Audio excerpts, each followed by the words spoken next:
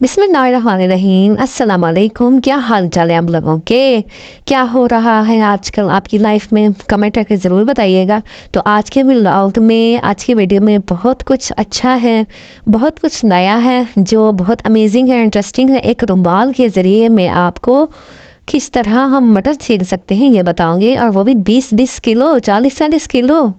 तो हम बहुत आसानी से बटर छील लेंगे। सर्दियाँ आ रही हैं, अब तो मज़े हो जाएंगे हमारे। तेरे चले जी चलते हैं फर्स्ट टिप की तरफ।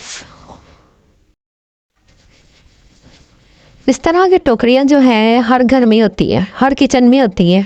मैं ये दावे के साथ कह सकती हूँ सब लोगों को इसकी ज़रूरत होती है। तो जी, इस तरह की टोकरियों के ऊपर अक्सर जो है ना, वो रात के टाइम या दिन में कभी हम देखें ना, मच्छर, मक्खियाँ और इस तरह की फ्लाइज वगैरह ऊपर घूम रही होती हैं। हम इन्हें भगवाते हैं।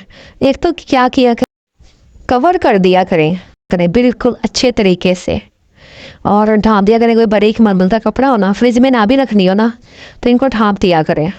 और दूसरी बात यह है कि ये मैंने कॉटन ली है, इसके ऊपर ना थोड़ा सा सिरका लगा के ना, कॉटन का कपड़ा ले लें आप, और सिरका लगा के तो इसके चारों तरफ आपने फेर देना है। तो देखिएगा फ्लाइज वगैरह बिल्कुल भी इसके नज़दीक नहीं आएंगी। और जो आपकी सब्जियां हैं और जो भी हमारा सलाद का सामान वगैरह होता है ना, वो महफूज रहेगा। अक्सर हमने यानी कि प्याज वगैरह, लहसुन वगैरह बाहर ही रखा होता है, तो आपकी ये सब चीज़ें बहुत अच्छे से महफूज रहेंगी। और सेकंड ये है कि आपने इनको रात के टाइम किसी मलमल के बारीक से कपड़े के साथ ना ढाँप देना है। सेकंड टिप हमारी क्या है जी? मटर है, आजकल सर्दियों में आते हैं और खाने का बहुत ही मज़ा आता है, लेकिन छीलते हुए ना बहुत प्रॉब्लम होती है। तो हमने क्या करना है, हमने इनको देगची में डाल के ना गरम कर लेना है। और गरम आपने इसको इस तरह करना है कि 5-7 मिनट तक खूब अच्छी तरह इसको गरम करना है, इतने कि ये नरम हो जाए इनके छिलके। फिर आपने इस तरह का रुमाल ले लेना है, और इस रुमाल के ऊपर ना इसको आपने इन सारे मटर को उल्टा देना है। पहले तो मैं ना एक एक दाना हाथों में लेके बाकायदा तौर पर इसको खुला करती थी और फिर मैं इसको छीलती थी। लेकिन अब मेरे लिए इतनी आसानी हो गई है ना, इस रुमाल ने इतनी आसानी कर दी है ना। आप कोई भी कॉटन का कपड़ा ले लें, लेकिन होना साफ़ सुथरा चाहिए, क्योंकि सेहत का मामला है। तो हम अपने बच्चों की, घर वालों की सेहत के साथ कंप्रोमाइज़ बिल्कुल भी नहीं कर सकते। तो बस इसी तरह आपने इसको गरम करना है। गरम करने के बाद आपने इसको गरम गरम ही ना, इसको इस तरह के रुमाल पर रोटियों के, या फिर आप कोई मलमल का कपड़ा ले लें तो उल्टा देना है। उल्टाने के बाद आपने इसको अपने हाथों की मदद से ना अच्छी तरह इनको ना आपने मलना है, मसलना जिसे कहते हैं ना, अच्छे तरीके से। आपके दाने जो है ना, ये मटर के बिल्कुल भी नहीं होंगे, टूटेंगे नहीं, आप परेशान ना होइएगा। तो ये देखें, आधे से ज़्यादा जो मटर है ना वो छिल चुकी है। 50-60% जो है ना इसका काम हो गया। और जो मैंने हाथों में लिया हुआ है वो तो इतनी आसानी से खुल रही है ना, क्योंकि मैंने अभी इसे 1-2 बार और मसलना है, तो मेरे सारे मटर छिल जाएंगे।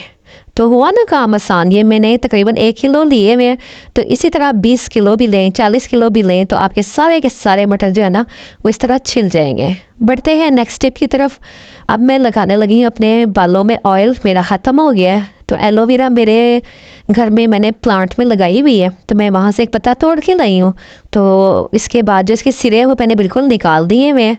और यहाँ पर मैंने लिया है एलोवेरा का जेल निकाल के। ऑयल सरसों का ले लें या नारियल का ले लें, ये आपकी अपनी मर्जी है। जो भी कैपेसिटी हो, घर में मौजूद हो, वो आप ले लेना।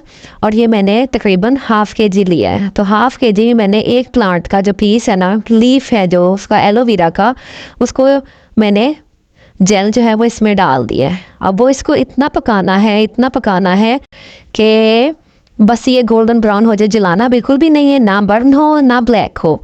तो बस आपने इसे गोल्डन ब्राउन कर लेना है। और इसको फिर इसके बाद आपको लगता है कि इसका पानी ख़त्म हो चुका है, तो बस आपने इसे ठंडा कर लेना है। ठंडा करने के बाद छान लेना है और किसी अच्छी सी बॉटल में इसको रख लेना है। और हफ्ते में 2 बार अपने सर पे अप्लाई करना। आपके बाल लंबे, सिल्की और मजबूत हो जाएंगे, सबसे बड़ी बात है। ये मेरी अपनी आजमूदा रेमेडी है, मैं यही वाला ऑयल यूज़ करती हूँ। तो आपने बिला झिझक बेधड़क होकर अपनी ऑयल बनाना है और अपने बालों पे लगाना है। जब भी आपने ऑयलिंग करनी है तो आपने ये लगा सकते हैं। तो उम्मीद है कि आपको अच्छी लगी होंगी मेरी टिप्स एंड ट्रिक्स। अगर अच्छी लगी हैं तो मेरे चैनल को सब्सक्राइब ज़रूर करके जाइएगा और बेल आइकन भी ज़रूर प्रेस कीजिएगा ताकि हम मेरा और आपका ताल्लुक जुड़ा रहे और हम इसी तरह अच्छी अच्छी न्यू वीडियो बनाते रहें आपके लिए। और अपना आपने बहुत सा ख्याल रखना है और मुझे दुआ में याद रखना है। अल्लाह हाफिज़।